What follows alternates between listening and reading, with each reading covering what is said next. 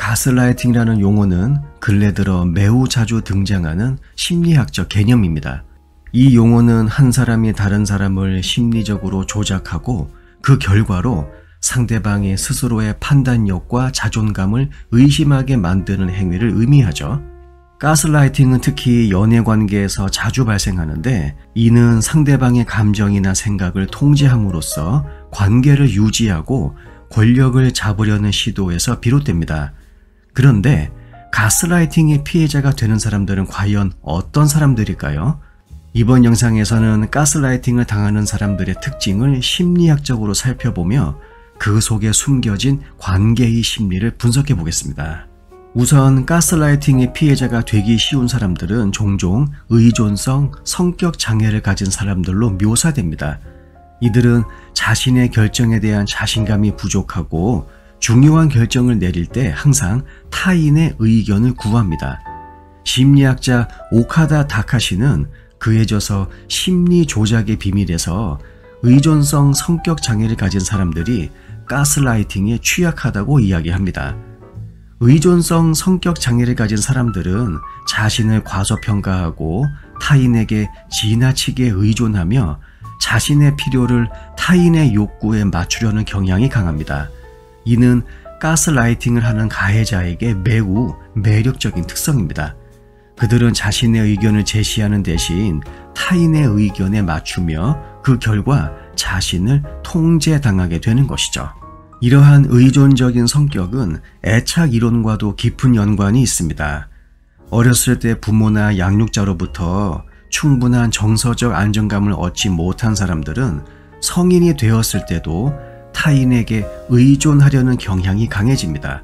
그 결과 연애관계에서 상대방에게 쉽게 휘둘리거나 통제당할 가능성이 높아지는 것이죠. 이는 가스라이팅을 당하는 사람들의 주된 특징 중에 하나입니다. 또한 가스라이팅을 당하는 사람들은 종종 귀가 얇다는 표현으로 묘사되기도 합니다. 즉, 타인의 말을 쉽게 믿고 정보를 비판적으로 분석하지 못하는 사람들이죠. 이들은 주어진 정보에 대해 의문을 제기하기보다는 그대로 받아들이며 상대방의 말을 있는 그대로 무비판적으로 믿는 경향이 있습니다. 이것은 그들로 하여금 자신의 주체성을 잃고 상대방에게 쉽게 통제당하는 원인이 되기도 하죠. 가스라이팅 가해자는 바로 이 점을 교묘하게 이용합니다. 그들은 피해자의 의심을 없애기 위해 꾸준히 거짓 정보를 제공하거나 자신의 행동에 대한 합리화를 반복적으로 시도합니다. 결국 피해자는 자신의 판단력을 믿지 못하게 되고 가해자의 말에 의존하게 됩니다. 이는 연애관계에서 더욱 두드러지는데, 사랑이라는 감정이 의심을 무디게 만들고 상대방의 말을 신뢰하려는 경향이 강해지기 때문이죠. 이와 관련된 연구 결과에 따르면 자존감이 낮고 불안이 강한 사람들은 정보를 비판적으로 평가하는 능력이 저하되는 경향이 있다고 합니다. 이는 가스라이팅 가해자가 자신감을 상실한 피해자를 더 쉽게 조종할 수 있는 이유 중에 하나죠. 가스라이팅의 피해자가 되기 쉬운 또 다른 특징은 불균형적인 자기애입니다. 불균형한 자기애란 자신을 이상화하면서도 동시에 열등감을 느끼는 상태를 말합니다. 이러한 사람들은 겉으로는 자신감이 넘치는 것처럼 보일 수는 있지만 내면에는 깊은 불안감이 자리 잡고 있습니다.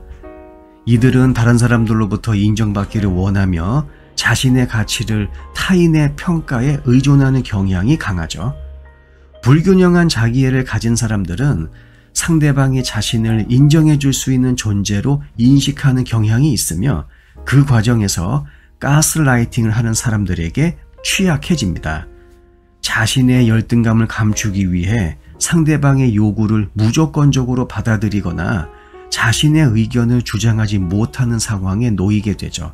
결국 가스라이팅 가해자는 이들의 이러한 약점을 교묘하게 파고들어서 그들을 통제하게 되는 것입니다.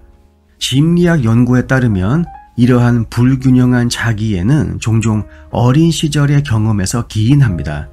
어린 시절 충분한 사랑과 관심을 받지 못한 사람들은 성인이 되었을 때에도 타인의 인정에 지나치게 의존하며 이것이 가스라이팅의 피해자가 되는 위험 요소로 작용하게 되는 것이죠. 스트레스 또한 가스라이팅 피해자가 되는 중요한 요소 중의 하나입니다. 심리적 스트레스는 우리의 판단력을 흐리게 하고 타인에게 의존하려는 경향을 강화시킵니다. 특히 경제적 어려움, 질병, 아니면 이별과 같은 스트레스를 겪고 있는 사람들은 심리적으로 매우 불안정한 상태에 놓이게 됩니다. 이러한 스트레스 상황에서 사람들은 안정감을 찾기 위해서 타인에게 의지하는 경향이 있으며 이때 가스라이팅 가해자는 그들을 쉽게 통제하게 되는 것이죠. 가스라이팅 가해자는 피해자가 스트레스에 취약한 상태임을 알고 그들의 불안을 이용해 더 큰 통제를 시도합니다. 이는 연애 관계에서 상대방이 어려운 시기를 겪고 있을 때 더 심각해질 수 있으며 이러한 상황을 악용하는 가해자는 피해자를 심리적으로 압박하게 됩니다. 이와 관련된 연구 결과에 따르면 높은 스트레스 상태에서는 사람들의 판단력이 저하되고 타인에게 의존하려는 경향이 증가한다고 합니다. 특히 가스라이팅 피해자는 이 시점에서 더욱 취약해지며 가해자의 조작에 더 쉽게 빠지게 되는 것이죠. 마지막으로 가스라이팅 피해자가 되는 중요한 특징 중의 하나는 사회적 고립입니다. 주변에 기댈 사람이 없고 외로움을 느끼는 사람들은 타인에게 쉽게 의지하려는 경향이 있습니다. 이러한 상황에서 가스라이팅 피해자는 자신을 피해자의 유일한 지지자로 포지셔닝하고 그들을 심리적으로 조종하는 것이죠. 외로움은 인간의 심리적 취약성을 극대화시키는 요소 중의 하나입니다. 연애 관계에서 특히 강하게 작용하죠. 가스라이팅 피해자는 피해자의 외로움을 악용해서 자신에게 의지하게 만들고 그 결과 피해자는 상대방의 조종을 더욱 쉽게 받아들이게 됩니다. 이러한 관계에서 피해자는 자신이 심리적으로 고립되어 있다고 느끼며 상대방이 자신을 떠나면 더 큰 고통을 겪을 것이라는 두려움에 시달리죠. 사회적 고립은 정신건강 문제와도 자주 연관이 됩니다. 이것은 가스라이팅의 피해자가 되는 중요한 요소 중 하나로 늘 작용하죠. 심리학 연구에 따르면 사회적으로 고립된 사람들은 타인에게 더 쉽게 의존하며 이는 가스라이팅 가해자의 표적이 되기 쉽게 만듭니다. 가스라이팅은 단순히 한 사람의 악의적인 행동에서 그치지 않습니다. 이것은 심리적, 사회적, 그리고 관계적 요소들이 복합적으로 작용하여 발생하는 현상이죠. 가스라이팅 피해자가 되는 사람들은 대체로 의존성 성격 장애를 가지고 있거나 귀가 얇고 비판적 사고가 부족한 성향을 보입니다. 또한 불균형한 자기애, 스트레스, 사회적 고립 등의 요소가 결합되어 그들은 가스라이팅 가해자에게 더욱 취약해지게 되는 것이죠.